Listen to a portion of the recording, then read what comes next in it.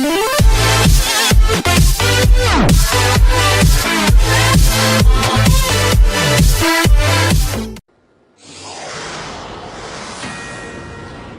News alert, the countdown is on. Just 4 days to go now until Election Day. And Donald Trump to speak soon at a rally in the key battleground state of New Hampshire, a state that could decide who becomes our next president.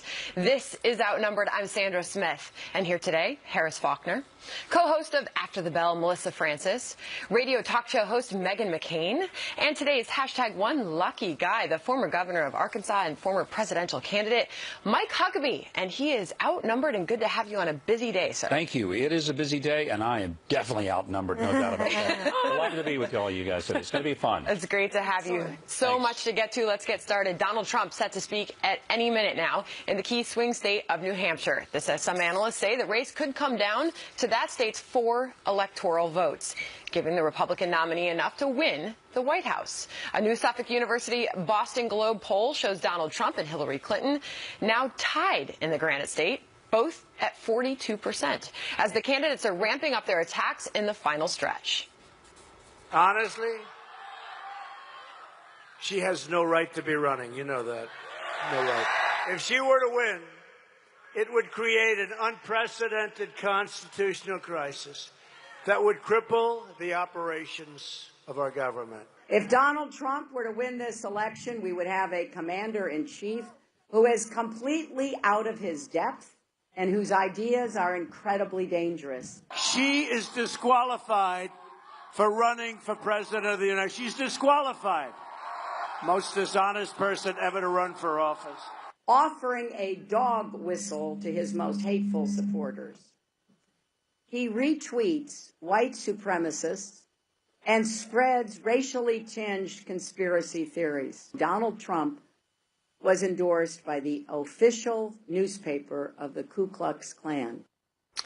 Meantime, a new ABC News Washington Post tracking poll shows a tight race nationally. Clinton is now up by just 3 points, 47 to 44%. Did I mention it's just 4 days left to go, Governor? Yeah.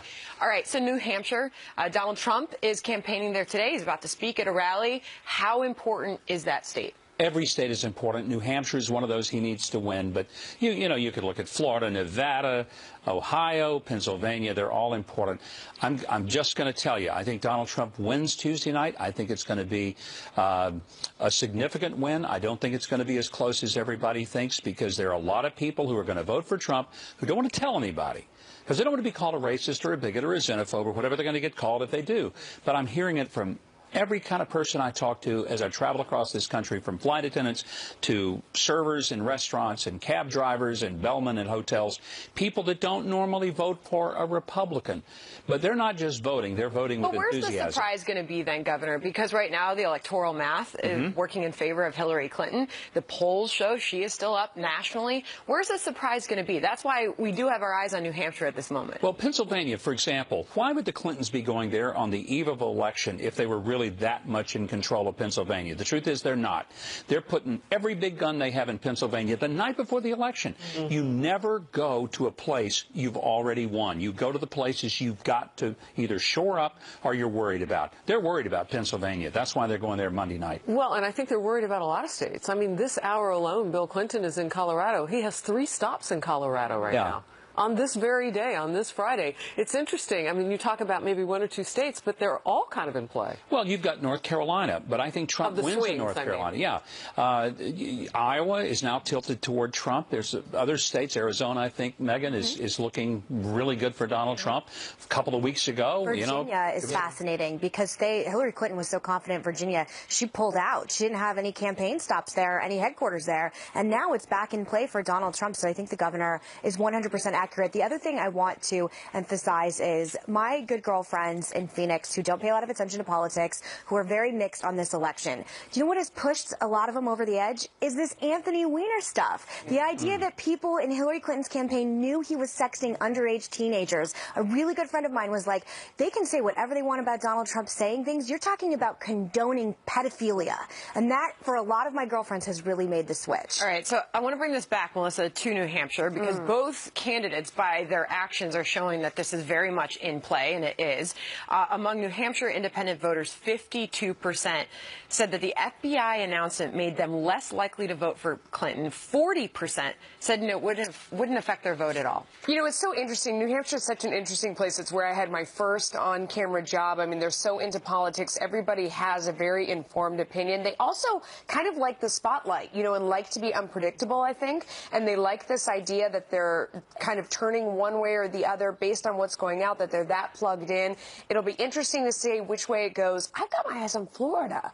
I mean, Florida, So do I know they. it sounds so obvious, but Florida is where it always comes back down to. I have family in Florida. I mean, people are very tense. They're watching it. So you're watching that. What about Marco Rubio has been the difference for Donald Trump, do you think? Well, that's interesting. I mean, they've seemed to work together to kind of draft off each other, which isn't that an interesting way for this to end? I mean, it really tells you what a long road we have been down. Two people that were really at each other's throats who now in the end need each other. Need each other's throats. Yeah.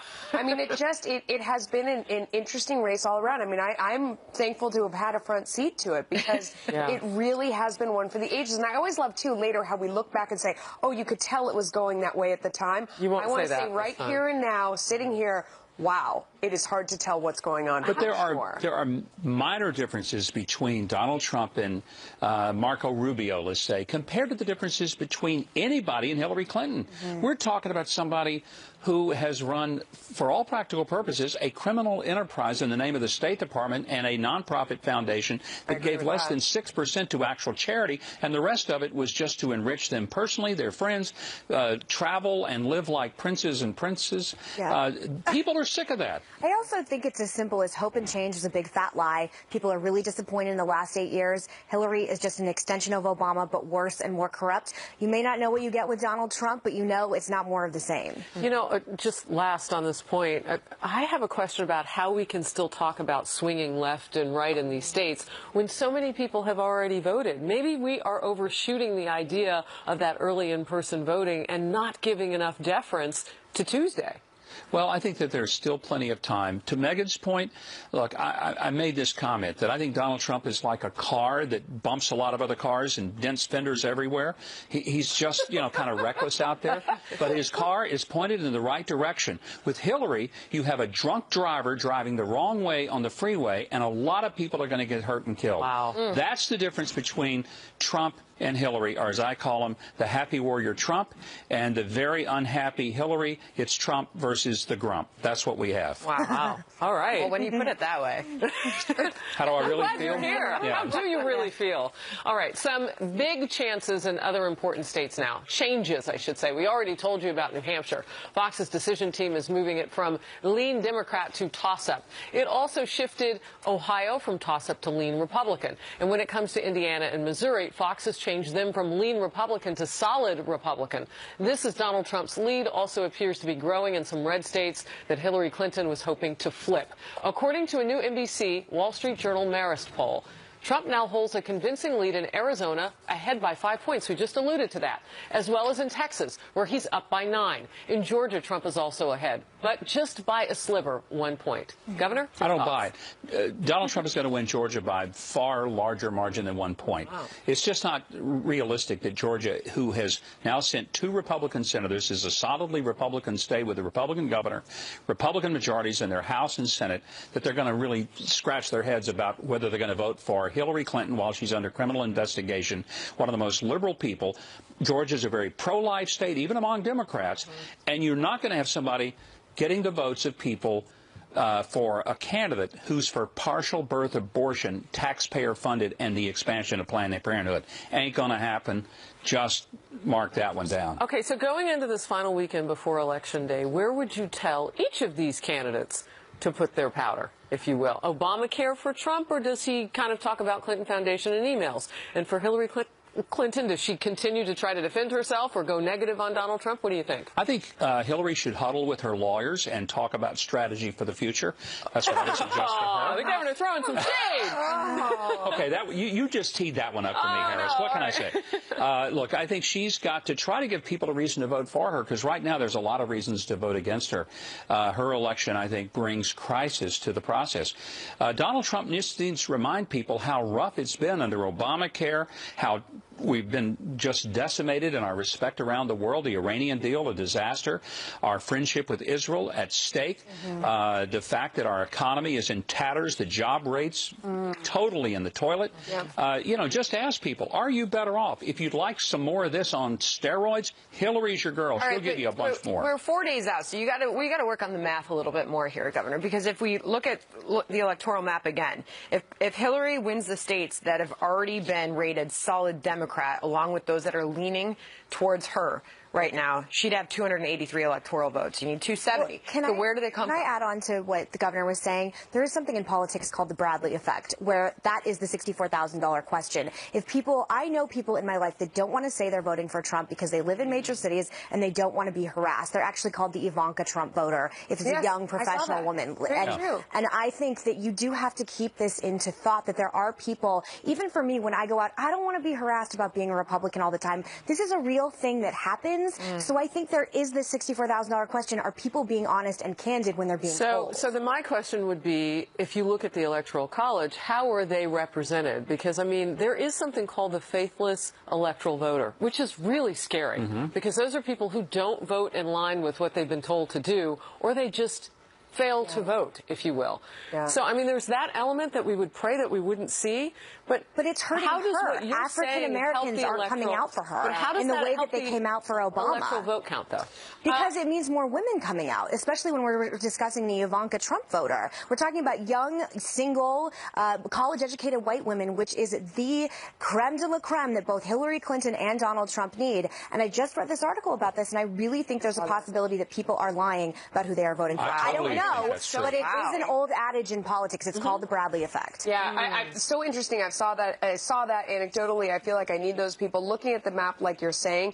I mean, Larry Sabato said something really interesting the other day, that more than 50% of the people who are quote-unquote undecided end up just not voting. Right. So when you talk about trying to sway those people, those aren't really real votes. I think it spreads out in the electoral map. I heard Guy Benson talking a couple hours ago very smartly, talking about Florida, Ohio, and Iowa going for Trump, maybe North Carolina, then he needs 11 more beyond that. Those are some of those spots where I think you see what you're saying. It may be electoral split is what he was talking about in some places, too. I'm just curious, because he needed to pick up another 11, according to Guy Benson. Right, yes, exactly. Right? So, I mean, because that's really where the math comes down. You've run. How do you scoop it up? This is not like going down and getting your neighbor to vote. That's not what an electoral vote is. All the traditional rules don't matter here, because Donald Trump is a very different kind of candidate. He's a disruptive candidate.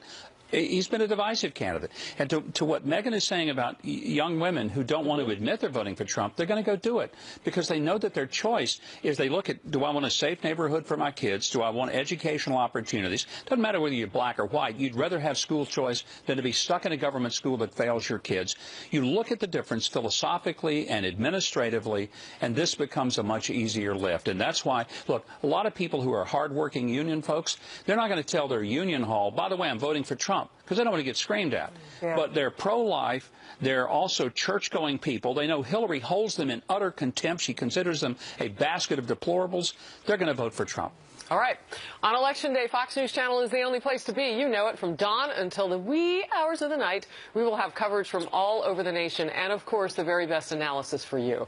And we want to be your part of the election night coverage, your place to stop. If you voted or are getting ready to vote, post your picture on Facebook, Twitter, or Instagram with the hashtag, oh, look, Melissa's writing it down. Fox News 2016, hashtag Fox News 2016. You could see it on air on election night from our brand new studio, and it really is something special. Be part of it. All right, Donald Trump will take the stage very soon. It's a rally in the battleground state of New Hampshire. We've been talking about the importance of that state this hour.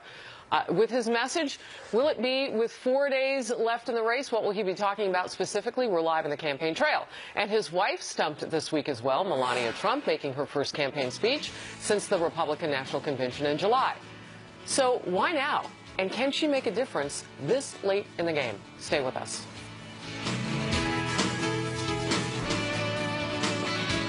All right, well, as Donald Trump is campaigning in the battleground state of New Hampshire today, his wife speaking on the campaign trail for the first time since the convention.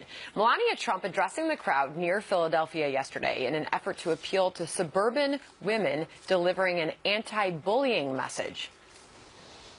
I'm an immigrant, and let me tell you, no one values the freedom and opportunity of America more than me, both as an independent woman and as someone who immigrated to America. Do we want a country that respects women and provides them with equal opportunity? Yes.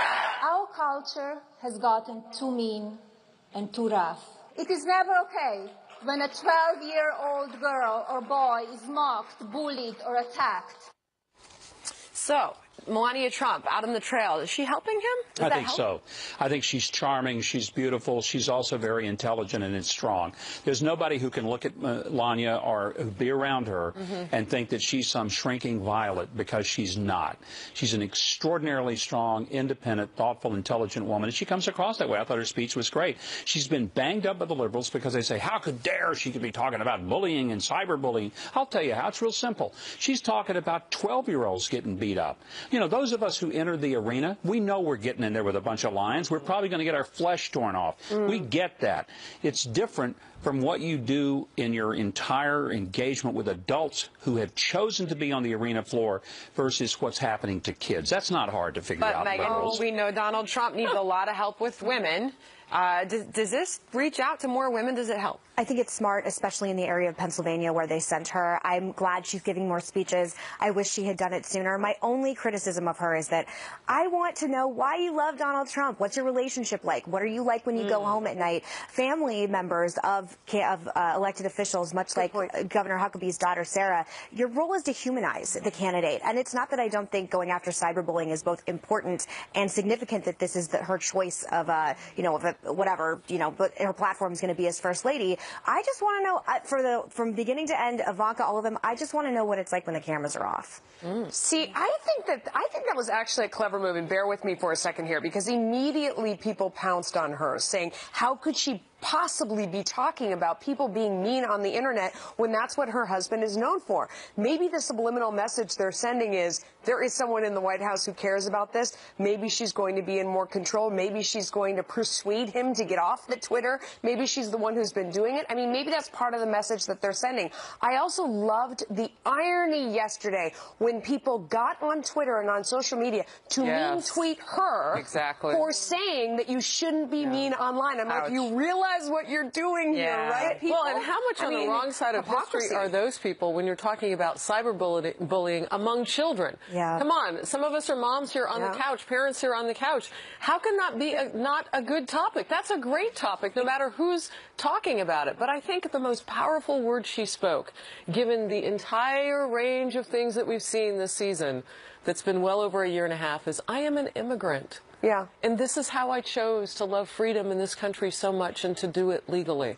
Those are powerful words. Her affirmation of what it means to be a U.S. citizen. Yeah, that's true. And that all, many of us, I guess all of us sitting on the couch, we are citizens by accident of how the genetic code worked.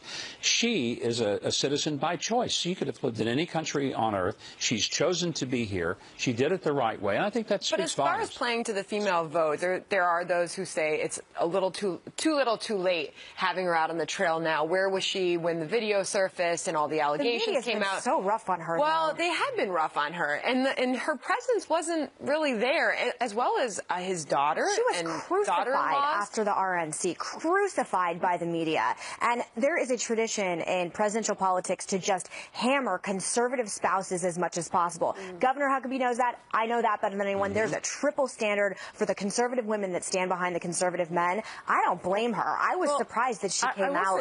I'm glad to see she is. When you were talking about the Billy Bush context of that tape and all the lewd comments that had been said, by Donald Trump. It didn't help that she said, oh, just teenagers. I mean, I think the preparation maybe for that was not as strong as it could have been, but she's had some time since then. And that was really the first time we'd heard her since the convention. So, I mean, there have been some opportunities, but I think this was her strongest one. It's easy to forget what Michelle Obama was like on the campaign trail in 07 and 08 before she has become the person that she is now, which is a great orator. She was not fantastic on the campaign trail for a long time. It takes time. This isn't something that comes natural to spouses. I wish people would just give her a little bit of a break. All right, all good points. Well As said. Americans get set to head to the polls, there's growing concern about cyber attacks and voter fraud. We continue to wait to hear from Donald Trump. He is set to speak at a rally in New Hampshire with just 4 days to go before Election Day. And on the trail, it's been a rallying cry for the GOP ticket, especially VP nominee Mike Pence, telling the Republican Party it's time to come home. And now House Speaker Paul Ryan, who has tried to distance himself from Donald Trump throughout the campaign season, will appear with Pence tomorrow in Wisconsin. His camp putting out a statement saying, in part, Wisconsin is a battleground state and every single Republican needs to get out and vote. This coming a day after Trump's former rival, Ted Cruz, also made his first appearance on the campaign trail, urging people to vote for the GOP nominee and Republicans up and down the ballot. I'm going to go to you first, Governor Huckabee. I think Mike Pence has been a really good ambassador between people who had trouble with Trump and now saying come home on Election Day. How much of an asset do you think he's been? Mike Pence has been a great asset. Look, he's given comfort to faith voters. He's given comfort to fiscal conservatives, to people who are concerned about experience in government. He meets all of those criteria, checks the boxes. He's also a great guy, and he's a very articulate guy. And I think it is important to see these Republicans coming back home. Where are they going to go? If they sit this one out, or if they act like they can't vote for Trump, they're voting for Hillary. And I think a lot of them finally, the light bulb came on, and they realized that they don't want to be held responsible for Hillary Clinton being president of the United States. I'm glad to see some of the former presidential candidates who had not been very clear about where they're going to stand. Some others we're still waiting on them. And look, that pledge that we signed, it wasn't just a verbal one. I want to say something a lot of people don't know. Why was it so important for us to sign that pledge? Was that unfair? No, it was very fair for the RNC to ask us to sign. Here's why. When you're a presidential candidate, you get access to millions of dollars worth of data and information and research that the party has assembled. Now, in exchange for the access to that data, information, and list, you pledge you're going to support the party nominee. That's a fair deal. So if a person says, yeah, I'll take all those benefits, and then say, but I'm not going to support the nominee. So did Donald Trump do that? You bet he did. He signed that pledge. Very publicly he signed it. So we all did. why wouldn't they reciprocate and do what they said they were going to do? Good question. I'm mad at them, and they're friends of mine. But no, I'm mad at them because they violated their word. Their word is dirt, and I just feel like that if you sign that piece of paper, by gosh, live up to it, because that's what you agreed to do, and you took the benefits. Now pay the price. The $64,000 question right now is if Ted Cruz has ultimately hurt himself by making this big stand at the convention, saying vote with your conscience, and then slowly coming back. I don't think so. It really affected his approval ratings. I don't think so, because he lives in a border state. So if you deliver a border state in a time when immigration, illegal immigration, and crossing the border and building walls has been such a focus, and you deliver that state at that time on principle for the candidate, for the Republican nominee or whatever, I don't think that hurts you politically, because I think people will think that you reached up higher above your personal position against that person and voted for your state. It had a real effect. What I do find interesting, though, I don't think any of it counts until they vote. So I thought it was interesting that Paul Ryan this week made sure he got out there that he had voted in Janesville, Wisconsin, and that his vote was cast for the Republican nominee. Put that to bed. So no matter what else happens, he's cast his vote. And that sets the example. But where would Donald Trump be in a much different place today, 4 days from the election, if he had gotten earlier support from these key Republicans? Yeah, it would have helped him a whole lot, because it would have solidified that the party had already rallied around him. The Democrats are really good about circling the wagons around their people, no matter how ridiculous it may seem to do it. Republicans tend to be a lot more independent. You have a lot of them that say, no, I'm not coming in unless this condition or that condition is met. I just find that offensive. I'm a Republican. I made that choice. So when her dad runs, I'm out there getting hoarse, screaming to the last moment of the election for him. Mitt Romney. Mitt and I were rivals in 2008, but I went out there in 2012 and I campaigned for him. That's what we do. And I just think that if you're going to be a part of a party, sign up, saddle up, ride with the horse you got. Bernie Sanders looks like he's in pain on the campaign trail with Hillary Clinton, though. The pictures that came out, he's barely hugging her. Yeah. He's looking like he's just angry to be there. And he's not feeling the burn. He is not feeling it. There's no burn being felt. Why he is not feeling it. It's really entertaining. Just 4 days before Americans head to the polls, new concerns about cyber attacks and voter fraud. A law enforcement official telling Fox that 48 states have approached the Department of Homeland Security to help shore up their election systems. And in the last several months, a senior intel source says that Illinois and Arizona systems were successfully infiltrated. In Illinois, the hackers reportedly stole voter data, and in Arizona, they penetrated an internet-facing system and, quote, looked around.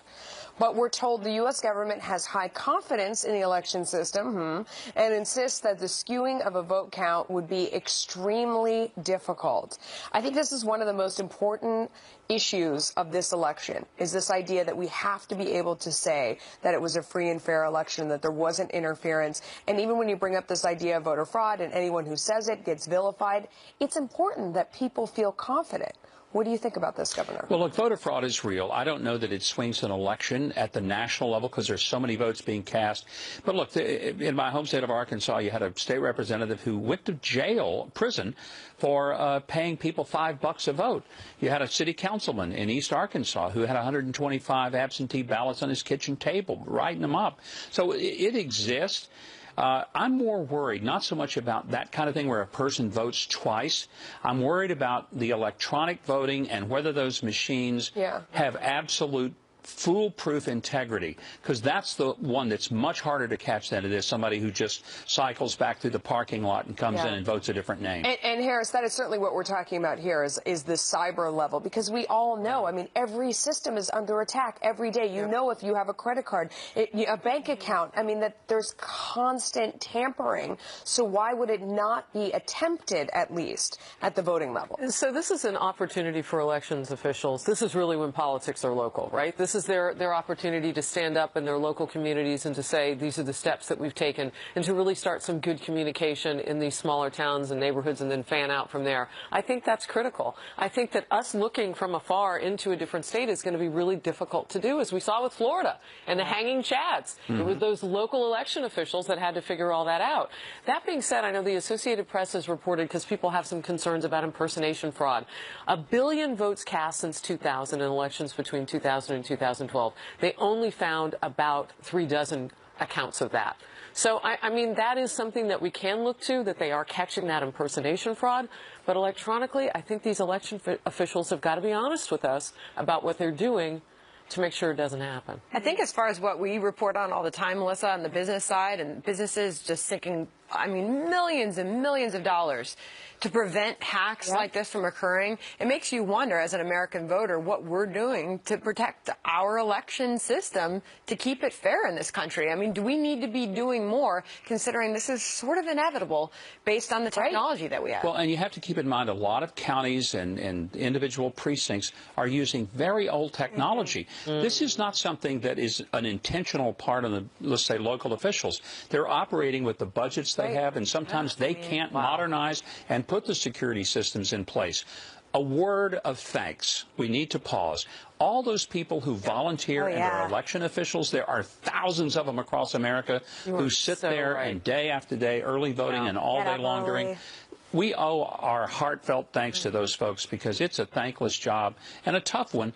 And in no way are we besmirching the integrity of the poll workers when we say we're concerned about ballot security. And I just want to make that very clear. And I know nobody said that, but there's a lot of hard work behind the election scenes. I'm glad you brought that up, because we are calling on them to do more now. They've got to be watchdogs in even a bigger way.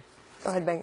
Oh, I was just going to say, I think voting in general needs a lot of reforming. I would like it to be easier for people to register. People still get confused. I'm actually been a part of an organization called Why Tuesday that's trying to move voting to the weekend so people don't necessarily have to miss work in order to vote. Really? I think we could two-day voting, anything that would make this easier for, modern working people who have double jobs, many children. It's very complicated for people. It shouldn't be this hard. That's a great point.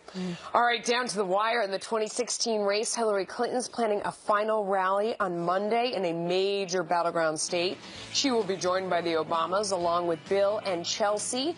Will her star surrogates have an impact on voters in the final stretch? We're going to debate it coming up.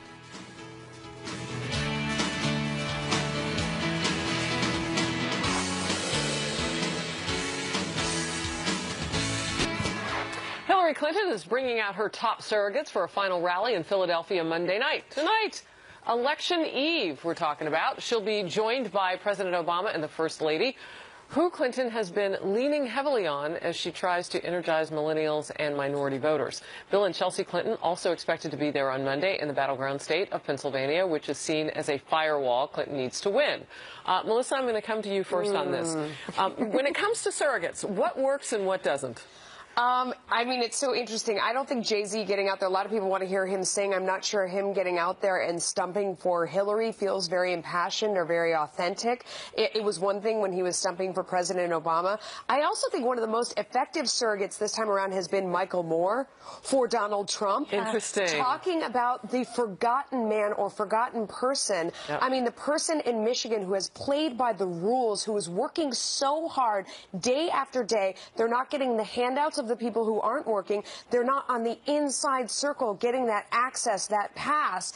And instead, he's really said, you know, I understand the Trump voter, you're kind of missing it.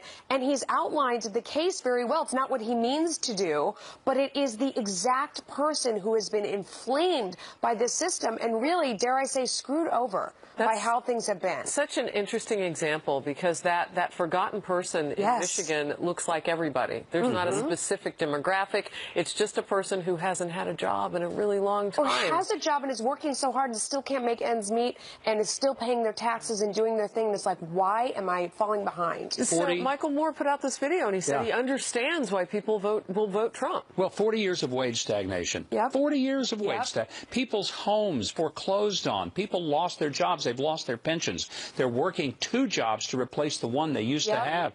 This is the frustration. Hillary, does she understand that? She most certainly does not. Is she sympathetic to it? She says she is, but if you read the WikiLeaks, you find out she really feels like all those people are the great unwashed of America, and she shouldn't bother with them. Folks at Wells Fargo, they're doing fine. Folks at AIG, they're okay. Goldman Sachs, humming along just great. But you know what Michael Moore said, and I thought the most graphic point, I won't be quite as graphic as he was, but he basically said the election of Donald Trump is essentially the middle finger to the power elites, and to say to them, now it's our turn. Okay, go ahead. I was just going to ask you about Chelsea Clinton, because in Philadelphia, Hillary Clinton's also going to be bringing her out. And I'll ask you the same question I just asked about Melania and Donald Trump.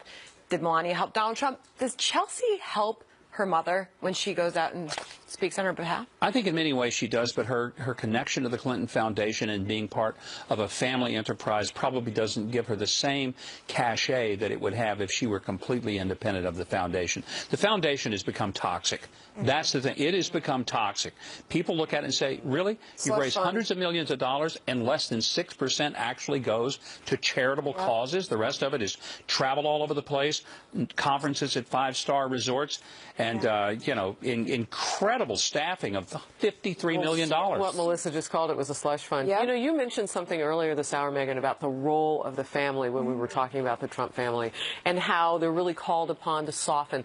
But for Hillary Clinton, it's got to be more than that. Her husband has to tout the economy. He has to tout the things that she's not able to really, I would say, articulate as well right now because of all the stuff that's going on with the email scandal and everything else. What's fascinating to me more than Bill and Chelsea is the fact that the Obamas are out there campaigning as hard as they possibly can, saying this is about our legacy, this is about me as the first black president. African Americans are coming out to vote in the same way that they did for him. I'm shocked they haven't made more of an impact. As far as Chelsea is concerned, I think if you're a liberal woman living in a $10 million apartment here in New York City, you relate to her great. I think if you're a working woman across America, it's a much harder sell. Same criticism I have of Chelsea that I have of Melania. Just tell me what it's like when the cameras are off. She tries to. It's not good enough. And honestly, if either of these people want to ask me, well, I don't know if I wouldn't help the Clintons, but if they ask me, there are ways to do it. It is not an impossible task. You just have to tell humanizing stories. I'm not sitting here just because Governor Huckabee's sitting here, but Sarah Huckabee does it perfectly. She was always a great surrogate for you. There are really ways. I would say I was a great surrogate for my father. There are ways to do it to humanize you. I don't really care about the actual work she does. I want to know what it's like being a daughter, especially after everything you've been through with both Bill and Hillary Clinton as your parent. Well, we'll be seeing a lot of them over the next 4 days. Get to know us. Okay, it's no secret. This election has been very polarized, that's putting it lightly, and now hard data on just how bad it actually has gotten. We'll tell you whose supporters have a harder time respecting voters who back the other candidate. It may surprise you. Oh, gosh.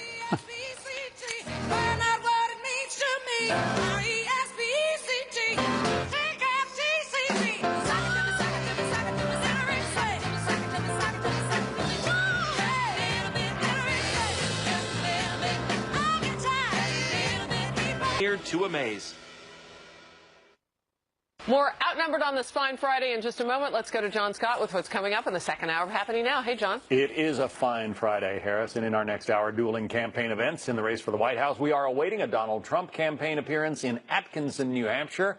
Several recent polls there have Mr. Trump tied or even ahead of the Democrat. Meantime, Hillary Clinton is making an appearance in Pittsburgh, Pennsylvania. Recent polling there gives her a 5-point lead in the Keystone State. We are monitoring both events, and we will bring you snippets of each live as they happen, plus a bombshell verdict in the so-called Bridgegate trial. Bridget Kelly and Bill Baroni found guilty of all charges last hour on accusations they tied up traffic on the George Washington Bridge as political retribution.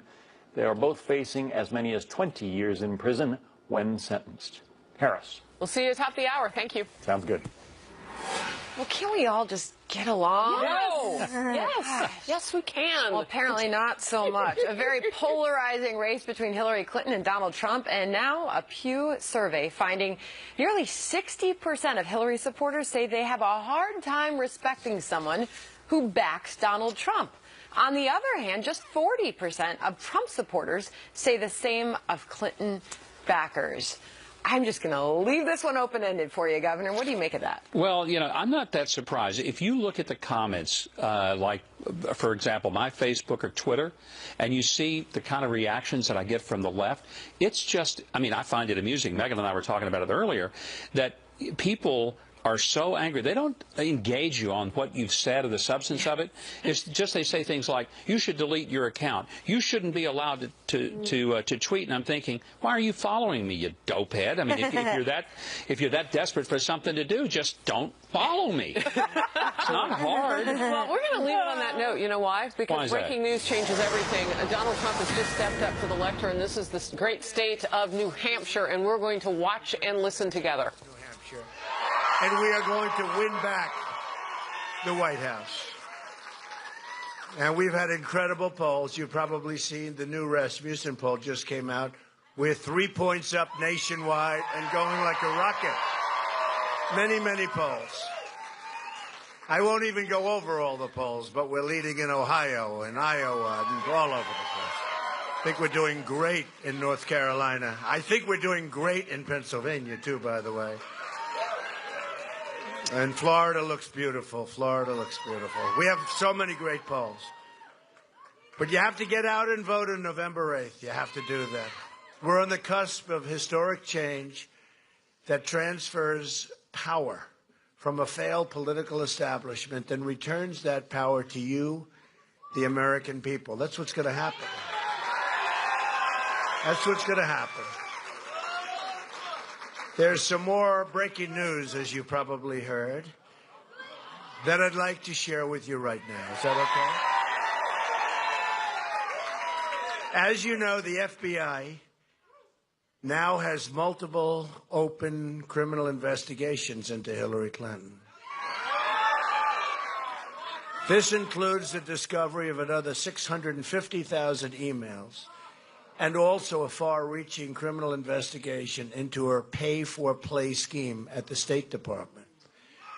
Last night, CBS News just confirmed that the 650,000 emails include brand-new emails not previously seen by authorities. She said she gave them all in, right? She said, gave them all in. Well, when we saw 650,000, we figured, I guess there has to be some surprises. Wait till you see what they find in those 652. It won't be pretty.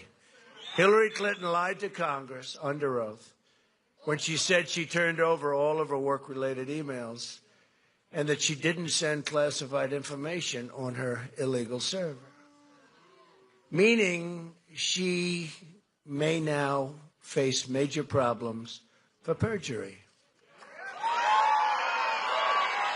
How can Hillary manage this country when she can't even manage her emails? Did you ever see? Hey, folks, let's forget all of the stuff.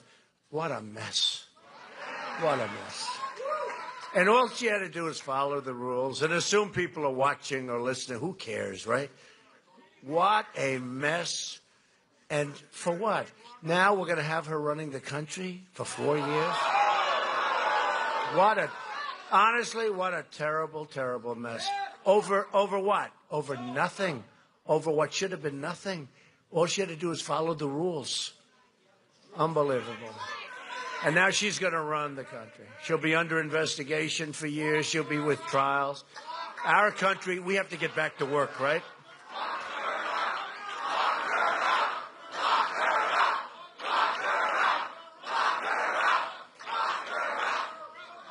Well, one of her top people, I guess her top person, said, this WikiLeaks, said that she has bad instincts. What a bad thing. Bad instincts. She should fire him, honestly. That would be good instincts. But she should fire him. John Podesta, in an email, said, Hillary has bad instincts. Do you want that for your president? And Bernie Sanders said bad judgment. But in all fairness, he was running against her. So he said bad judgment. But the guy that's running her campaign says Hillary really has bad instincts. Then we're going to say, oh, let's make her president. The FBI agents say their investigation is likely to yield an indictment.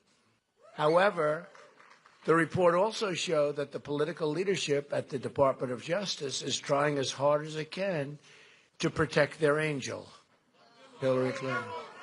Why didn't they protect General Cartwright? And why didn't they protect General Petraeus? And why didn't they protect a kid who's taken a couple of pictures of a submarine that's an old submarine? And they put him in jail. They put him in jail. Lovely family, lovely mother. They put him in jail because he wanted to have some remembrance of where he worked. It's an old submarine. Believe me, they have pictures of that submarine that nobody knows about probably, right? They put him in jail. And you see what she does, and she's allowed to run for president. Hey, folks, and you know what it tells you? The system's rigged. And I've been saying that for a long time. System's rigged. She shouldn't be allowed to run. Hillary has engaged in a massive criminal enterprise and cover-up. She created an illegal email server to shield her criminal activity and corrupt pay-for-play. She illegally transmitted confidential information. You're just not allowed to do that. Forget about the second go-around, which she's in now. The first go-around, you're not allowed to do it. You're not allowed to delete after you get a subpoena. She illegally destroyed federal records, including 33,000 emails, which she deleted after getting that subpoena from Congress. If she were to win, it would create an unprecedented constitutional crisis. What a mess. I mean, we went through it with him with the impeachment and the lies. Aren't we tired of this stuff? She's likely to be under investigation for a long time, concluding in a criminal trial, our president. America deserves a government that can go to work on day one, get it done. Real change begins with immediately repealing and replacing the disaster known as Obamacare.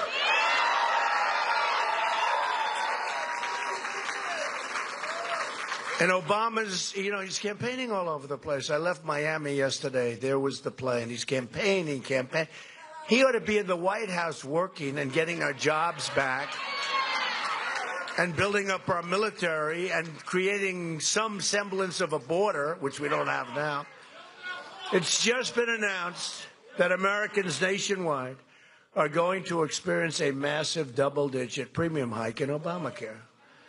In the great state of Arizona, where I just left, and I'll be back, premiums are going up more than 116%. Arizona, 116%.